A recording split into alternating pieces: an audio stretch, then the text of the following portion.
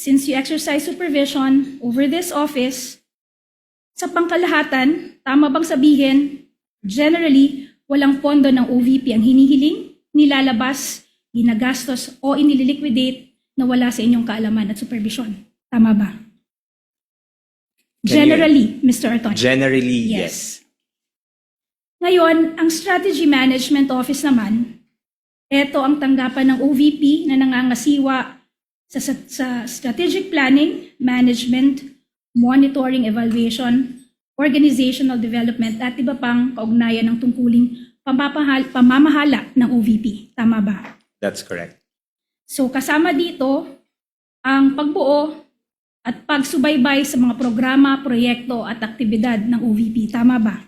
That's correct. So ngayon, dahil sa iyong pag-amin, tama rin bang sabihin na bawat programa ng OVP ay dumadaan sa SMO? For all the activities. Yes.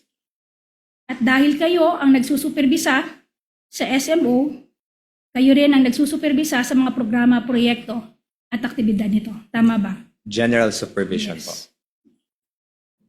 In short, or sa madaling salita, bawat programa ng OVP ay dumadaan sa inyong supervision ng 2 beses. Una, kapag ito ay pinaplano ng SMO, at pangalawa, kapag binabayaran ito ng AFSO. Tama ba? Yes po. At tama rin bang sabihin na ang mga direktor ng 2 opisinang ito ay nag-uulat din sa iyo? Tama ba? That's correct po.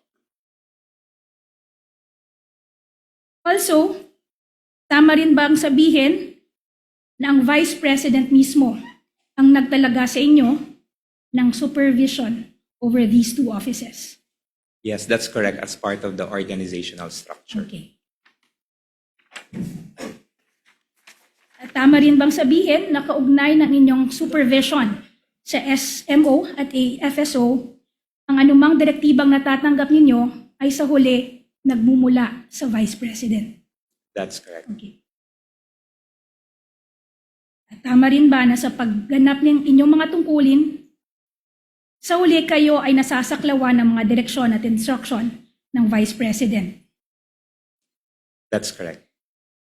In short, the official acts that you perform in the discharge of those responsibilities are done pursuant to the authority vested in you by the Vice President.